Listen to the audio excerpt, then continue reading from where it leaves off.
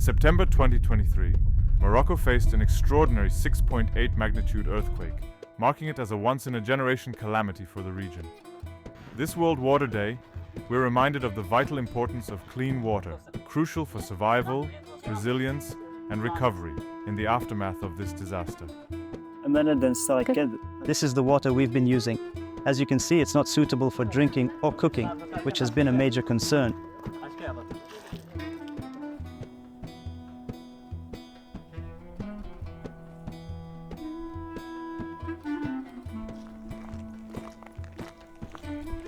At a very basic level, which I think is important when you're coming into these situations where there's been a disaster, assessing the need for water is going to make a big impact where water is needed. So obviously food, water, shelter, basic human needs.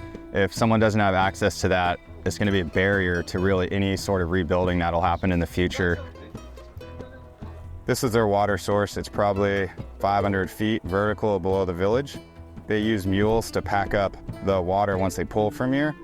And this is a good example of a water source that has changed after the earthquake. In one regard, it's better. They're getting more water in the morning. But also after the earthquake, more people have been getting sick and having GI issues, nausea, vomiting, diarrhea. Their access to this water is compromised often with bacteria, viruses, basically a disaster upon a disaster in which you then have a health crisis compounded on top of a natural disaster like an earthquake. Some communities have told us they're very ill right now, that is just holding them back from ever being able to recover from this crisis and build themselves back up again. I'm with Rawafid Insania, a local NGO in Morocco, supporting rural villages with essentials like food, shelter, and education. Following the recent earthquake, we requested assistance to Team Rubicon for help with our water crisis. Water filtration is a new concept here, and Team Rubicon's introduction of water filters has been a major health benefit for the villages. They're learning to use these filters, which are proving to be a crucial improvement for their clean water access. So water and sanitation and hygiene are really important, especially after people have gone through a disaster of this nature. So it's very important that we get in, do public health and education, give them access to what we're bringing in is Sawyer filter, which is a personal filter for a household, and provide safe, clean drinking water for that family.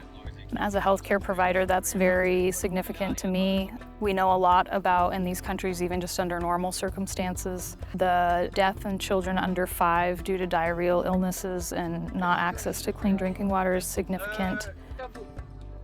There's a public health aspect to what we're doing, which I kind of had an inkling of when we got the warning order, so to speak, but didn't truly hit me until yesterday when someone literally waved our car down and almost pulled our driver out of the car screaming to help them with their water.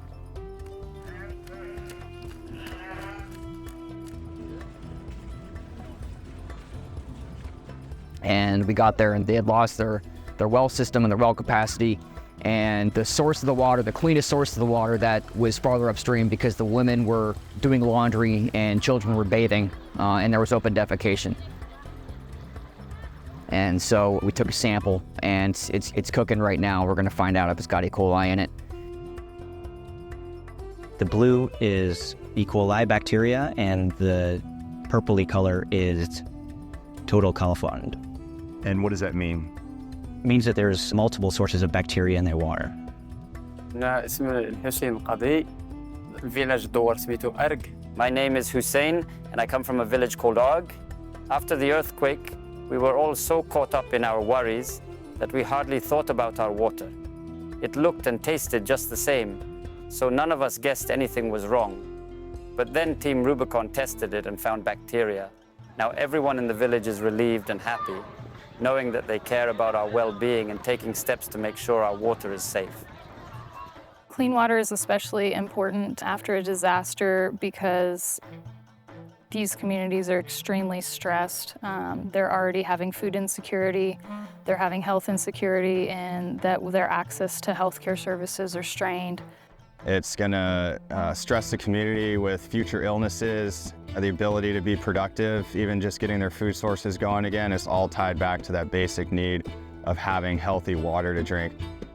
Water is life. Water is how we sustain ourselves. Almost everywhere we've gone to, people have said, yes, please, we want to filter our water. That's why we're here, making sure that everyone's got clean water. We came in country with 800 filters. If you were to disperse that one per household, that's 800 households. Our ratio right now is about 1 per every 2 household. And it may seem small, but when you're in these rural communities, 1,600 households is a pretty astronomical number. And to really see it on our heat map and see how many very rural communities we were able to make it into, that told us we were one of the first people that have arrived since the disaster, offering any kind of aid.